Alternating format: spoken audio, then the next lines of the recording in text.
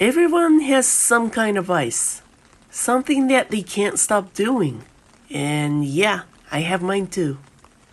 One night, as usual, I was brushing my teeth and looking at the dolls lined up on the windowsill.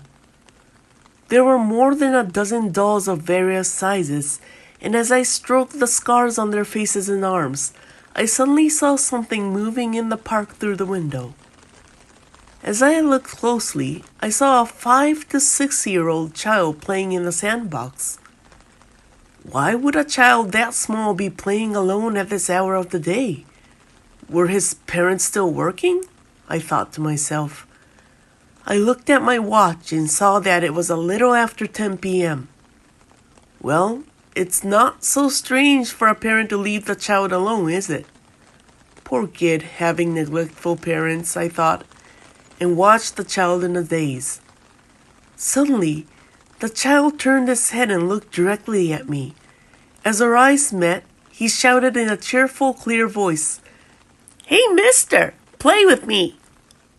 A chill ran down my spine, and the child started to run towards my apartment. Oh no, I had a bad feeling. I threw the toothbrush in my mouth and ran for the front door, but I couldn't get there before the uninvited visitor. The doorknob was turned violently from the outside. It was that kid, there was no doubt about it. But thankfully, the door was locked. But then, something unexpected happened.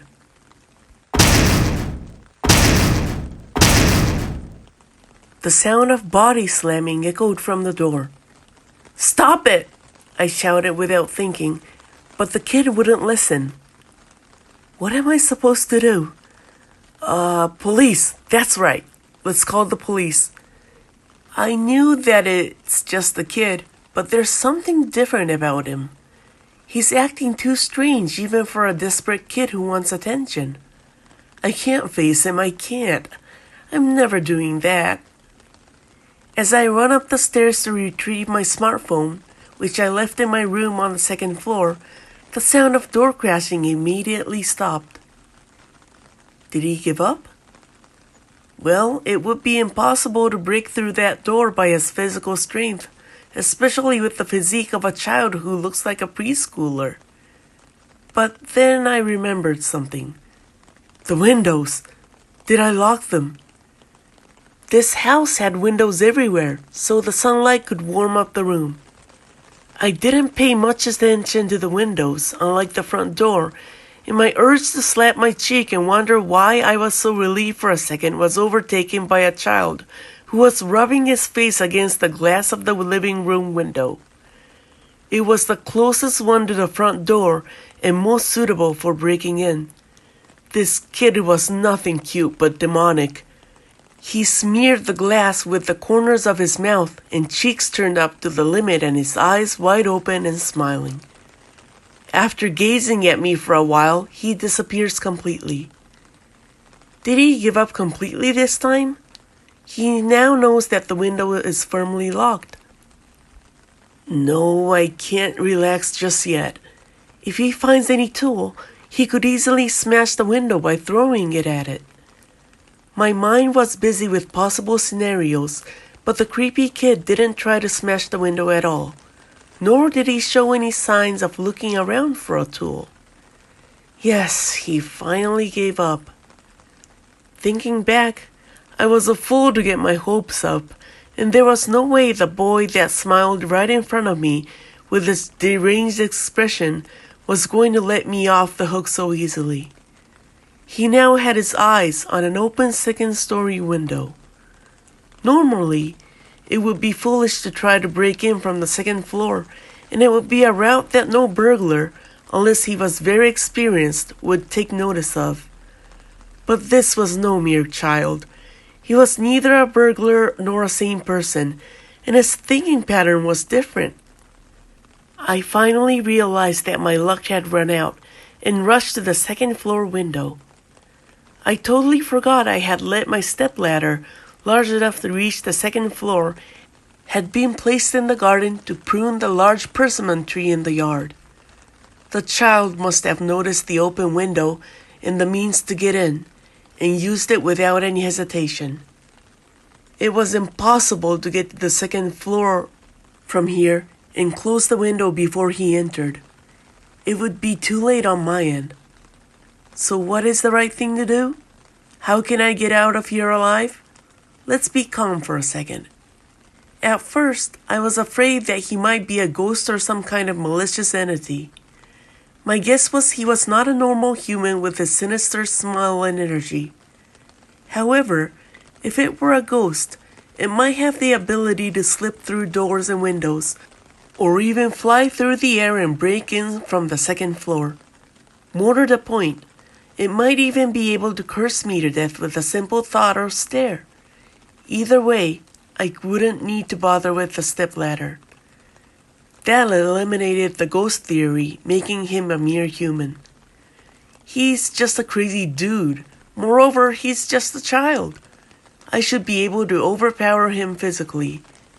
Then, I thought, why don't I just use plain force to restrain him? My thoughts reached the conclusion, and I decided on my next move. I will confront him head on, and then I will kick him out of this house. As I was hatching up my course of action, I heard footsteps coming down the stairs slowly, making creaking sounds. Come on, it's just a child. Act like a normal grown-up already, I tell myself. Hey, mister, let's play! The child finally appeared before me, and in his right hand was a kitchen knife with dried blood covering it. His clothes were completely drenched in blood, and some were dry enough to turn into crisps. I think my eyes were wide open and my mouth was twisted into a wide, pitiful expression. But I couldn't move my body as if I was in a bind, and my mouth couldn't move properly. I finally mutter, What are you? What do you think you're doing? I asked, barely managing to squeeze out a few words, to which the child responded with an expression as if he just opened up his first gift for Christmas. I was playing with Mommy, but she stopped moving and talking. I got bored so quickly. But now I have you, mister. Play with me. This was no innocence. He wants to kill me. He completely understands what death means and finds pleasure in destroying and harming others, damaging them like they're disposable toys. He understands it and is doing it with his own will. Come on, let's play. The child points the tip of the knife at me and starts to close in. Oh, I can't do it anymore. Damn. An hour passes and I grab my smartphone. Excuse me? I'd like to turn myself in. Yeah, I killed a child. After being asked a series of questions on the phone, I hung up. They said they are sending several officers here now. Damn it. I had gone through so much trouble to suppress it. It felt like being a normal person, completely overcoming my lust for dismemberment. I wasn't satisfied with stray cats and pet dogs and was about to turn my attention into a human being, but I had managed to hold back by carving up numbers of dolls. You're the one who made me smell blood, kid. You set up such a perfect stage for me. Damn it. Damn it.